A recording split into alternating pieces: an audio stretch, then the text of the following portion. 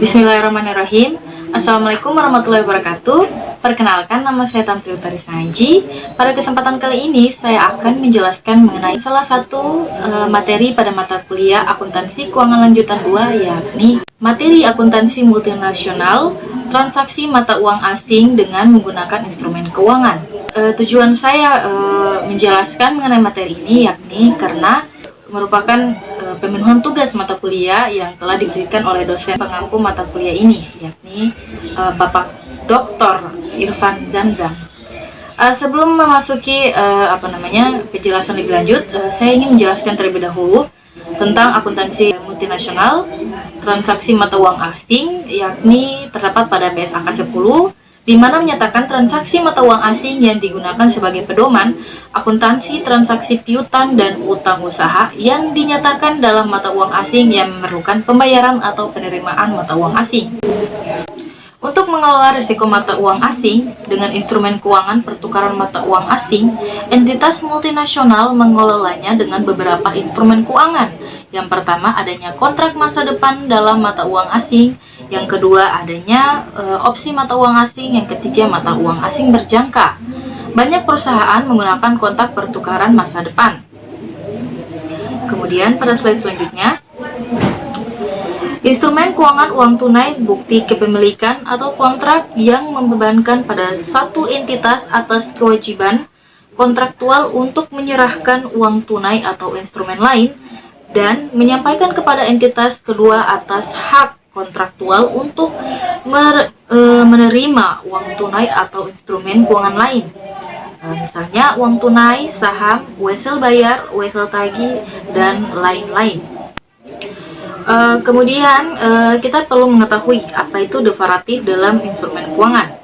Devaratif dalam instrumen keuangan adalah yang pertama, memiliki satu atau lebih variabel yang mendasarinya dan satu atau lebih jumlah nosionalnya.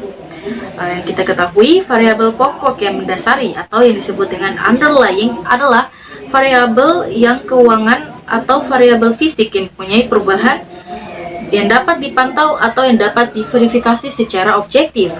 Kurs mata uang, harga, komoditas, indeks atau tingkat harga, jumlah hari-hari yang hangat dalam musim dingin, atau variabel lain yang mencakup peristiwa yang terjadi maupun yang tidak terjadi. Itu yang merupakan konsep dari variabel tersebut.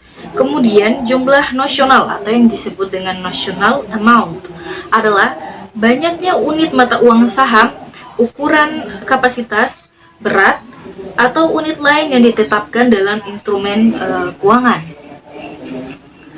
Kemudian kita bisa lihat contoh devaratif yang telah tercatat pada slide tersebut, yakni kontrak pertukaran mata uang asing masa depan. Dalam lindung nilai dapat digunakan untuk risiko kurs, risiko mata uang asing, risiko tingkat bunga, dan risiko komoditas. Yang pertama, kita ketahui risiko kurs mata uang asing atau yang disebut dengan foreign exchange risk adalah paparan yang merugikan akibat fluktuasi nilai tukar valuta asing di bawah nilai tukar mengambang. Nilai tukar bergerak mengikuti fundamental permintaan dan penawaran di pasar valuta asing. Kemudian untuk penjelasan dari risiko tingkat bunga, secara sederhananya itu dapat kita artikan sebagai sebuah risiko yang dialami akibat dari perubahan tingkat bunga yang terjadi di pasar dan memberikan pengaruh terhadap pendapatan perusahaan. Terakhir, risiko komoditas. Kita ketahui risiko komoditas adalah risiko kerugian perubahan harga instrumen keuangan dari posisi trading book dan banking book yang disebabkan oleh perubahan harga dari komoditas. Kemudian pada slide selanjutnya, lindung nilai arus kas, yakni melindungi risiko perubahan arus kas yang diantisipasi yang masuk atau keluar dari perusahaan untuk aset dan kewajiban yang diakui, seperti contohnya pembayaran bunga masa depan atas uang utang bunga. Kemudian adanya lindung nilai dari investasi bersih operasi di luar negeri. Untuk lindung nilai risiko mata uang asing, keuntungan atau kerugian tersebut dimasukkan ke dalam pendapatan komprehensif lainnya. Pada slide ini kita bisa melihat ilustrasi untuk mengelola posisi kewajiban bersih yang terkena exposure. Kita bisa lihat contoh berikut menunjukkan akuntansi untuk mengelola posisi mata uang asing dengan kontrak pertukarannya. Atau contoh tersebut kita asumsikan beberapa poin. Yang pertama, harus kita catat pada tanggal 1 Oktober 2000X1 terjadi pembelian secara kredit PT Induk yang membeli pada toko industri dengan nilai 2 juta yen. Kemudian transaksi tersebut didominasi dalam yen dan PT Industri menghapuskan risiko dalam kewajiban mata uang asingnya dengan kontrak pertukaran untuk menerima 2 juta yen dari perdagangan mata uang asing. Kemudian pada poin ketiga yang perlu kita ingat, jangka waktu kontrak pertukaran mata uang asing sama dengan periode kredit 6 bulan. Kemudian pada poin keempat, tanggal akhir tahun PT Induk adalah 31 Desember, sementara utang akan dilunasi pada tanggal 1 April. Nah, kita lihat di sini kurs langsung yang relevan yang bisa tercatat dalam tabel yang bisa kita lihat ini ya. Kita catat pada tanggal 1 Oktober 2000X1 yang merupakan tanggal transaksi yang dimana kurs tunai sebesar Rp80 per 1 yennya dengan kurs masa depan 180 hari jangka waktunya dengan jumlah Rp85 per 1 yennya. Dan tanggal 31 Desember 2X1 tanggal neracanya kurs tunainya sebesar Rp90 dengan kurs masa depan Rp87 dengan jangka waktu 90 hari. Dan yang bisa kita lihat juga 1 April 2000X2 tanggal pelunasan yang dimana kurs tunainya sejumlah Rp86. Kita lanjutkan. Untuk penjelasan dari ilustrasi tersebut, kita bisa membuat garis waktu transaksi yang bisa kita lihat. Yang pertama pada tanggal 1 Oktober tadi ada di slide sebelumnya, itu merupakan tanggal transaksi yang timbul karena didenominasikan dalam yen, kemudian menandatangani kontrak masa depan 180 hari untuk menerima yen. Yang kedua, yang tanggal 31 Desember merupakan tanggal neraca, dan yang ketiga tanggal pelunasan yakni pada tanggal 1 April 2000X2 yang dimana memperoleh yen melalui penyelesaian kontrak masa depan dan membayar yen untuk melunasi utang usaha. Nah, berikut kita akan memasuki penjelasan mengenai ayat jurnal untuk mencatat kejadian atau ilustrasi yang telah dijelaskan, yang telah saya jelaskan tadi. Yang pertama, pada tanggal 1 Oktober 2X1 persediaan kita catat pada utang usaha sebesar 160 juta. 160 juta ini didapat dari 2 juta yen yang tadi sudah saya kasih poin biar kita ingat lagi. 2 juta ini dikalikan dengan 80 kurs tunai 1 Oktober yang telah tercatat pada tabel yang sebelumnya. Kemudian kita mendapatkan sejumlah 160 juta. Kemudian untuk piutang mata uang asing dan broker kita catat pada utang rupiah ke broker sebesar 170 juta yang didapat dari 2 juta yen tadi dikalikan dengan 85 kurs masa depan. Bisa kita kembali lihat ya. Masih dengan ini.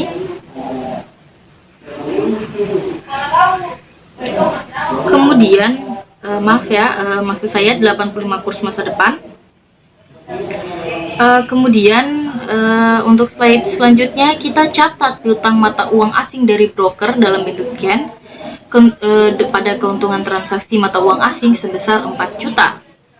4 juta ini didapat dari ketika kita menyesuaikan piutang yang didenominasi dalam yen menjadi nilai setara dolar Amerika Serikat yang menggunakan kurs masa depan sesuai dengan PSAK 55. Kita bisa lihat pada tabel tersebut yang dimana 174 juta didapat dari pembelian 2 juta secara kredit tadi dikalikan dengan 87 kurs masa depan 90 hari pada tanggal 31 Desember.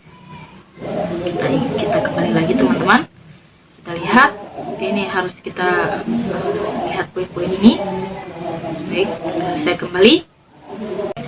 Kemudian kita kurangi dengan 170 juta yang merupakan penjumlahan dari 2 juta dikalikan dengan 85 kurs masa depan selama 180 hari tanggal 1 Oktober.